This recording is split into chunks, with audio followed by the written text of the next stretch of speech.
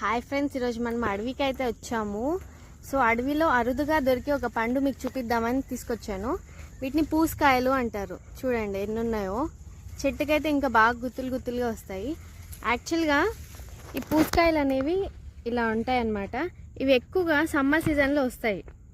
ఎందుకు అంటే అడవిలో నివసించే వాళ్ళకి ఎక్కడ పడితే అక్కడ వాటర్ అనేవి దొరకవు కదా.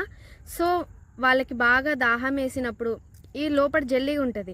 ఇలా జెల్లీ ఉన్న ఫ్రూట్స్ తింటే బాడీ డీహైడ్రేట్ అవ్వకుండా ఉంటుందన్నమాట. అందుకోసం చూడండి ఎంత జెల్లీగా ఉందో. దీని లోపల ఇంకో సీడ్ ఉంటుంది. ఆ సీడ్ని ఉంచేయాలి, తినొద్దు. ఈ జెల్లీని ఒక్కదాన్నే తినాలి. అండ్ ఈ కాయలు అసలు చాలా కొంచెం పండిపోయాక చాలా పుల్లగా ఉంటాయి. ఈ కాయలు పండిన తర్వాత తీయగా ఉంటాయి. విటమిన్ సి రిచ్ అనమాట. ఇవి అయితే మిస్ అవ్వకండి, డెఫినెట్గా ట్రై చేయండి. ఎక్కడ పడితే అక్కడ దొరకవు, ఓన్లీ అడవి. Thank you. ఇందాక తిన్నాం కదా పూసకాయలు, వాటి సీడ్స్ ఇలా ఉంటాయన్నమాట. సేమ్ జాక్ ఫ్రూట్ సీడ్స్ చిన్నగా ఉంటే ఎలా ఉంటాయో అలా ఉన్నాయి చూడండి. సో వీటిని ప్రిజర్వ్ చేసి నేనైతే గార్డెన్లో వేద్దాం అనుకుంటున్నా. చూద్దాం.